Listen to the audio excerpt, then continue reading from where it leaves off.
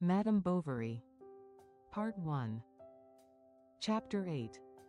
The Château, a modern building in Italian style, with 2 projecting wings and 3 flights of steps, lay at the foot of an immense green sward, on which some cows were grazing among groups of large trees set out at regular intervals, while large beds of arbutus, rhododendron, syringas, and guelder roses bulged out their irregular clusters of green along the curve of the gravel path. A river flowed under a bridge. Through the mist one could distinguish buildings with thatched roofs scattered over the field bordered by 2 gently sloping, well-timbered hillocks, and in the background amid the trees rose in 2 parallel lines the coach houses and stables. All that was left of the ruined old chateau. Charles's dog-cart pulled up before the middle flight of steps. Servants appeared. The Marquis came forward, and, offering his arm to the doctor's wife, conducted her to the vestibule. It was paved with marble slabs, was very lofty, and the sound of footsteps and that of voices re-echoed through it as in a church.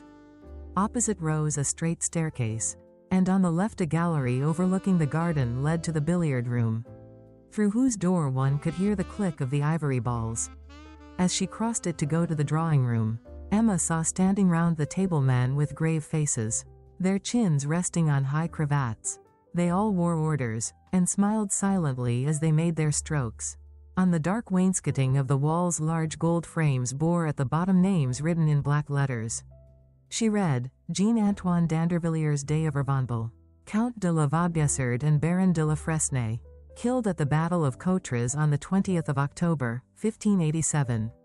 And on another, Jean-Antoine Henry Guy d'Andervilliers de la Vaubyessard, Admiral of France and Chevalier of the Order of Saint Michael, wounded at the Battle of the Hogue Saint-Vaast on the 29th of May 1692, died at Vaubyessard on the 23rd of January 1693. One could hardly make out those that followed, for the light of the lamps lowered over the green cloth threw a dim shadow round the room, burnishing the horizontal pictures. It broke up against these in delicate lines where there were cracks in the varnish. And from all these great black squares framed in with gold stood out here and there some lighter portion of the painting, a pale brow, 2 eyes that looked at you, perukes flowing over and powdering red-coated shoulders, or the buckle of a garter above a well-rounded calf. The Marquis opened the drawing-room door. One of the ladies, the Marchioness herself, came to meet Emma. She made her sit down by her on an ottoman, and began talking to her as amicably as if she had known her a long time. She was a woman of about 40, with fine shoulders, a hook nose, a drawling voice, and on this evening she wore over her brown hair a simple guipure fichu that fell in a point at the back. A fair young woman sat in a high-backed chair in a corner, and gentlemen with flowers in their buttonholes were talking to ladies round the fire. At 7 dinner was served. The men, who were in the majority, sat down at the first table in the vestibule, the ladies at the second in the dining room with the Marquis and Marchioness. Emma, on entering, felt herself wrapped round by the warm air, a blending of the perfume of flowers and of the fine linen, of the fumes of the viands, and the odor of the truffles.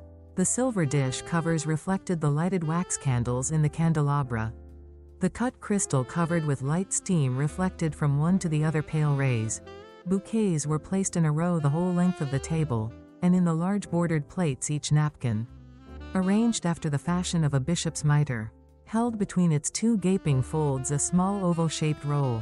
The red claws of lobsters hung over the dishes. Rich fruit in open baskets was piled up on moss. There were quails in their plumage. Smoke was rising, and in silk stockings, knee breeches, white cravat, and frilled shirt. The steward, grave as a judge, offering ready carved dishes between the shoulders of the guests, with a touch of the spoon gave you the piece chosen. On the large stove of porcelain inlaid with copper baguettes the statue of a woman, draped to the chin, gazed motionless on the room full of life. Madame Bovary noticed that many ladies had not put their gloves in their glasses.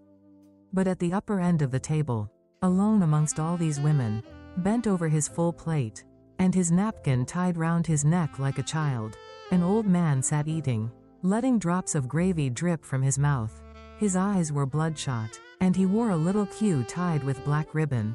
He was the Marquis's father-in-law, the old Duc de la Verdier. once on a time favorite of the Count d'Artois, in the days of the Vaudreuil hunting parties at the Marquis de Conflans, and had been, it was said, the lover of Queen Marie Antoinette.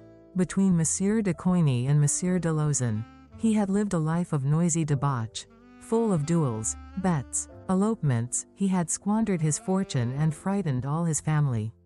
A servant behind his chair named aloud to him in his ear the dishes that he pointed to stammering. And constantly Emma's eyes turned involuntarily to this old man with hanging lips. As to something extraordinary, he had lived at court and slept in the bed of queens. Iced champagne was poured out.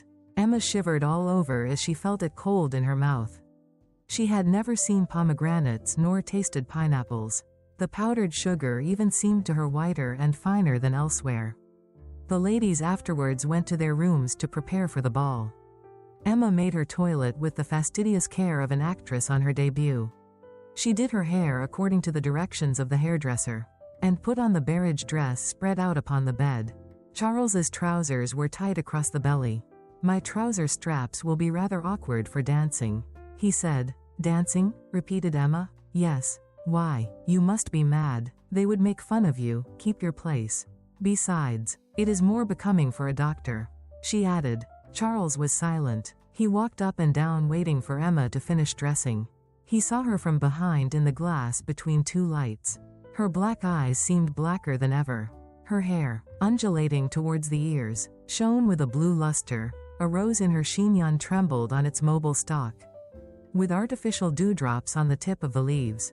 She wore a gown of pale saffron trimmed with 3 bouquets of pompon roses mixed with green. Charles came and kissed her on her shoulder. "Let me alone," she said, "you are tumbling me." One could hear the flourish of the violin and the notes of a horn. She went downstairs restraining herself from running. Dancing had begun. Guests were arriving. There was some crushing. She sat down on a form near the door. The quadrille over. The floor was occupied by groups of men standing up and talking and servants in livery bearing large trays. Along the line of seated women painted fans were fluttering. Bouquets half hid smiling faces. And gold-stoppered scent bottles were turned in partly closed hands, whose white gloves outlined the nails and tightened on the flesh at the wrists.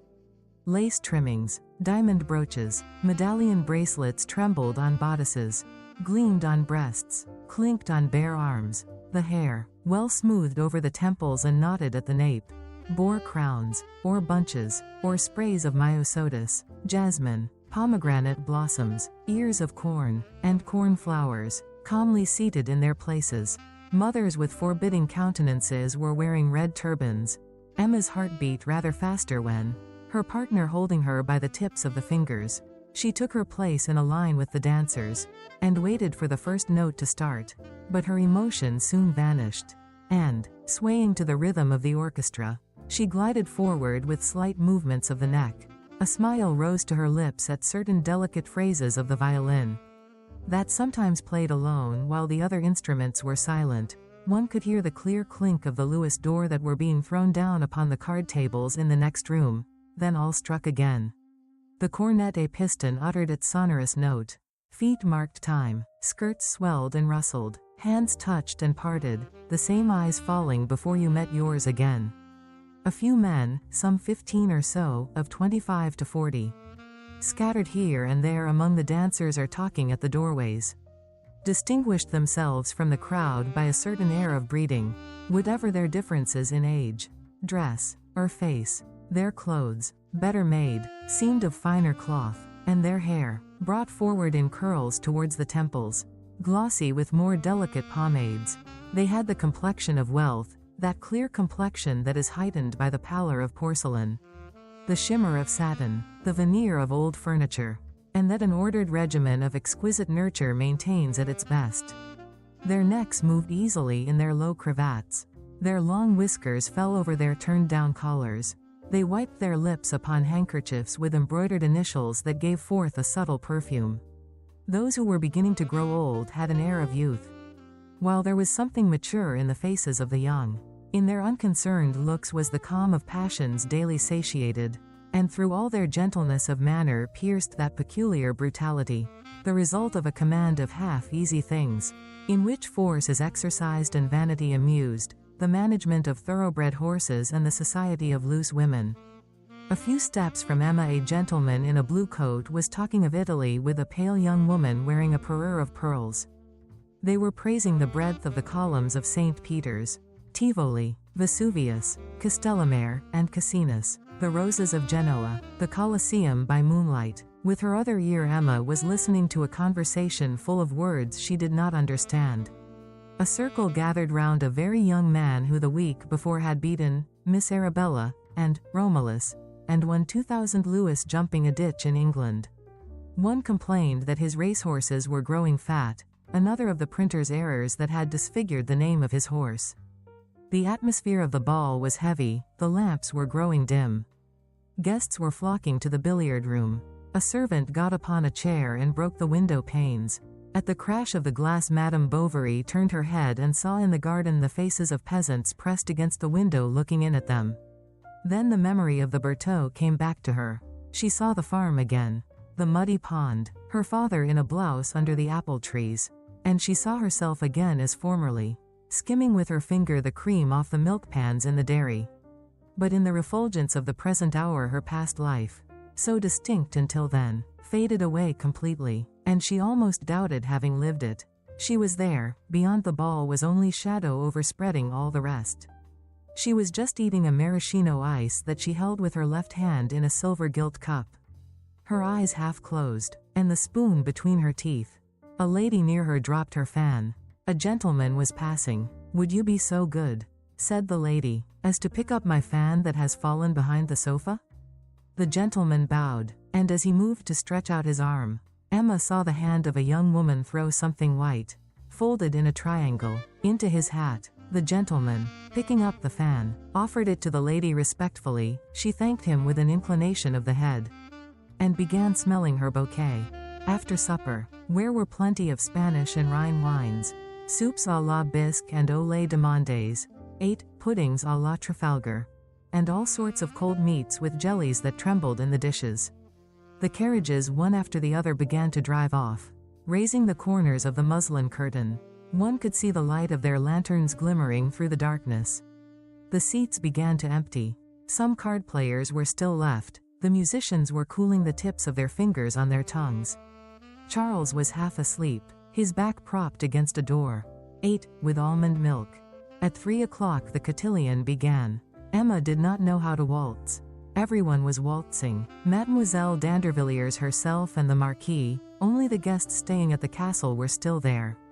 About a dozen persons. One of the waltzers, however, who was familiarly called Viscount, and whose low-cut waistcoat seemed molded to his chest, came a second time to ask Madame Bovary to dance, assuring her that he would guide her, and that she would get through it very well. They began slowly, then went more rapidly. They turned, all around them was turning, the lamps, the furniture, the wainscoting, the floor, like a disc on a pivot. On passing near the doors, the bottom of Emma's dress caught against his trousers. Their legs commingled, he looked down at her, she raised her eyes to his. A torpor seized her, she stopped. They started again, and with a more rapid movement, the Viscount, dragging her along, disappeared with her to the end of the gallery, where, panting, she almost fell, and for a moment rested her head upon his breast. And then, still turning, but more slowly, he guided her back to her seat. She leaned back against the wall and covered her eyes with her hands. When she opened them again, in the middle of the drawing room 3 waltzers were kneeling before a lady sitting on a stool. She chose the Viscount, and the violin struck up once more. Everyone looked at them. They passed and repassed. She with rigid body, her chin bent down, and he always in the same pose. His figure curved, his elbow rounded, his chin thrown forward. That woman knew how to waltz. They kept up a long time, and tired out all the others. Then they talked a few moments longer, and after the good nights, or rather good mornings, the guests of the chateau retired to bed. Charles dragged himself up by the balusters. His knees were going up into his body. He had spent 5 consecutive hours standing bolt upright at the card tables, watching them play whist, without understanding anything about it, and it was with a deep sigh of relief that he pulled off his boots. Emma threw a shawl over her shoulders, opened the window, and leant out. The night was dark, some drops of rain were falling. She breathed in the damp wind that refreshed her eyelids. The music of the ball was still murmuring in her ears, and she tried to keep herself awake in order to prolong the illusion of this luxurious life that she would soon have to give up. Day began to break. She looked long at the windows of the chateau, trying to guess which were the rooms of all those she had noticed the evening before. She would fain have known their lives, have penetrated, blended with them, but she was shivering with cold. She undressed, and cowered down between the sheets against Charles, who was asleep. There were a great many people to luncheon. The repast lasted 10 minutes, no liqueurs were served, which astonished the doctor. Next, Mademoiselle d'Andervilliers collected some pieces of roll in a small basket to take them to the swans on the ornamental waters. And they went to walk in the hothouses, where strange plants, bristling with hairs, rose in pyramids under hanging vases, whence, as from overfilled nests of serpents, fell long green cords interlacing. The orangery, which was at the other end, led by a covered way to the outhouses of the chateau. The Marquis, to amuse the young woman, took her to see the stables. Above the basket-shaped racks porcelain slabs bore the names of the horses in black letters. Each animal in its stall whisked its tail when anyone went near and said, "TCHK. TCHK." The boards of the harness room shone like the flooring of a drawing room. The carriage harness was piled up in the middle against two twisted columns. And the bits, the whips, the spurs, the curbs, were ranged in a line all along the wall. Charles, meanwhile, went to ask a groom to put his horse to.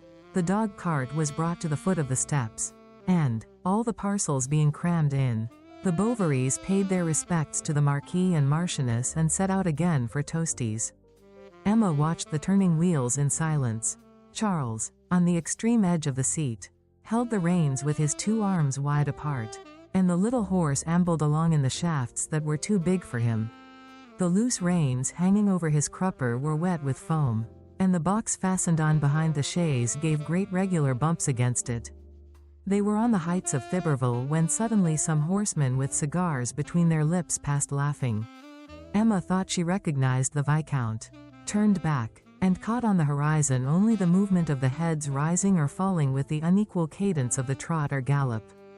A mile farther on they had to stop to mend with some string the traces that had broken. But Charles, giving a last look to the harness, saw something on the ground between his horse's legs, and he picked up a cigar case with a green silk border and beblazoned in the center like the door of a carriage. "There are even 2 cigars in it," said he. "They'll do for this evening after dinner." "Why, do you smoke?" she asked. "Sometimes, when I get a chance." He put his find in his pocket and whipped up the nag. When they reached home the dinner was not ready. Madame lost her temper. Nastasie answered rudely. "Leave the room," said Emma. "You are forgetting yourself. I give you warning." For dinner there was onion soup and a piece of veal with sorrel.